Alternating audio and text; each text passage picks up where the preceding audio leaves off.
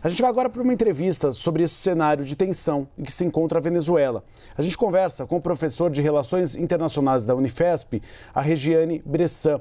Boa tarde, professora. Seja bem-vinda ao Bastidores CNN.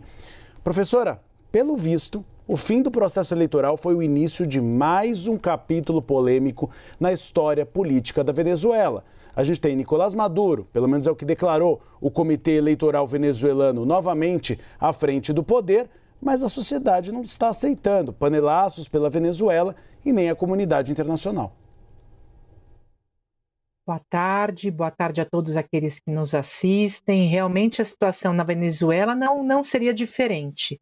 Já estávamos esperando um momento de tensão na medida em que, se Nicolás Maduro é eleito, temos toda uma desconfiança internacional em relação à própria lisura desse pleito. Como bem disse o Américo, no Acordo de Barbados de 2023, os países liderados pela Noruega pressionaram a Venezuela por eleições justas, democráticas, livres e transparentes. No entanto, a gente percebe justamente impedimentos que vão desde os candidatos de oposição, como a Maria Corina Machado, a qual não pôde se candidatar, bem como sua sucessora, Corina Iores. Portanto, surgiu um terceiro nome num último momento, que foi Edmundo Gonzalez, representando grande parte da oposição, embora não tenha sido o único, assim como muitos eleitores fora do país não conseguiram exercer o seu direito democrático do voto. De 7,7 milhões de venezuelanos que estão fora do país, apenas 67 mil tiveram autorização para votar. Lembrando que no Brasil, por exemplo, apenas a Embaixada da Venezuela em Brasília abriu para o exercício da votação, ou seja, os postos consulares em São Paulo, Rio de Janeiro e outras localidades não abriram neste domingo. Da mesma forma que a fronteira venezuelana foi fechada na quinta-feira, 12 horas antes do previsto, impedindo para que aqueles venezuelanos que estivessem nas regiões de fronteira, tanto na Colômbia quanto no Brasil, voltassem, regressassem para a votação.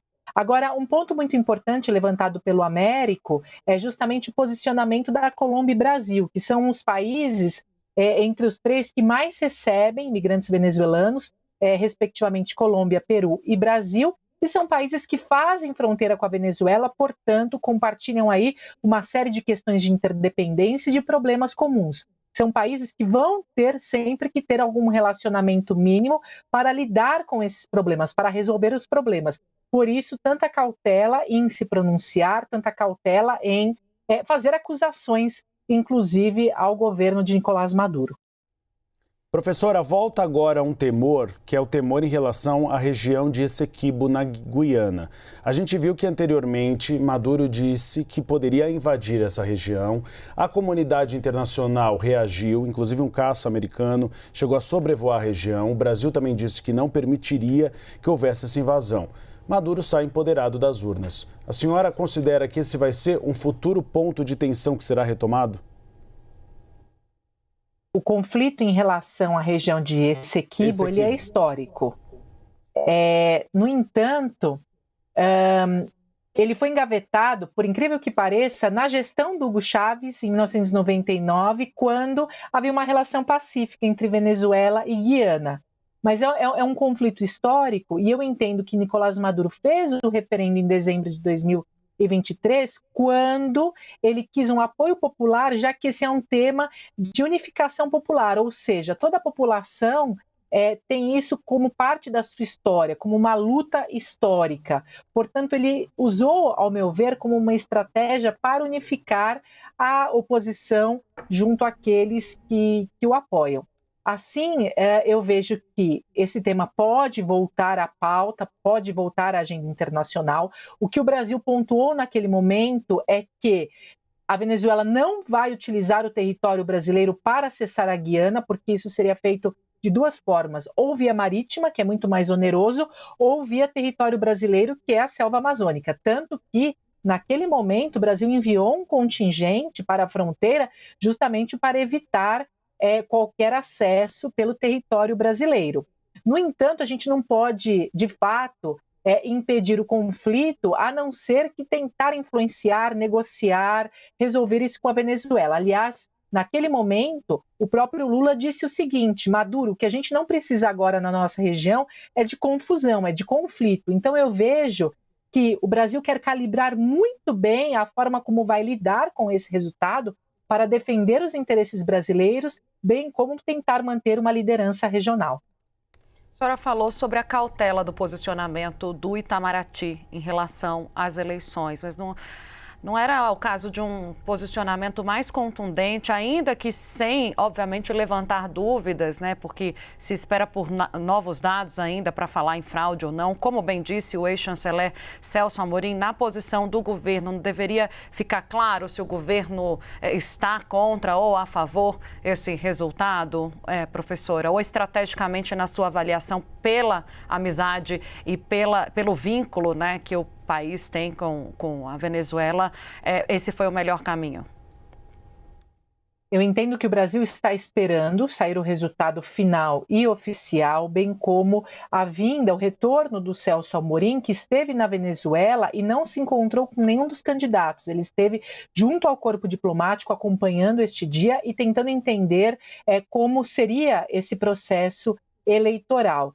Eu acho que a partir desses elementos, o Brasil vai conseguir resolver qual será a melhor estratégia para defender os interesses brasileiros. Por quê? O Brasil já sabe, e isso faz parte da trajetória e da linha da história da política externa brasileira, que não vai haver uma intervenção do Brasil no país. Isso é fato. Ou seja, nós trabalhamos com a linha do não intervencionismo na nossa história de política externa. No entanto, essa é uma situação muito cautelosa, muito sensível, muito complicada e, claro, de uma pressão internacional bastante grande. Eu entendo que o Brasil vai aproveitar um pouco que a Venezuela vai ser pressionada por Estados Unidos, já é pressionada por países como Chile, por exemplo, e tentar averiguar uma recontagem, averiguar junto à comunidade internacional como vão lidar com esse resultado. Eu acho que nenhum dos cenários vai ser muito fácil. Mesmo se ganhasse a oposição, a gente também não tinha clareza como seria essa transição.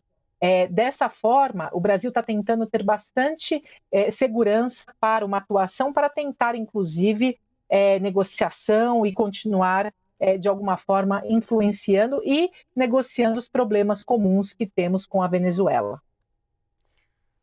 Agradeço, professora. A gente vai girar um pouco as notícias aqui no Bastidores CNN. A Tainá vai trazer, inclusive, um bastidor importante sobre o presidente Lula. E daqui a pouco a gente volta com a senhora. A gente está conversando com a professora Regiane Bressan. Muito obrigado. E daqui a pouco a gente conecta novamente.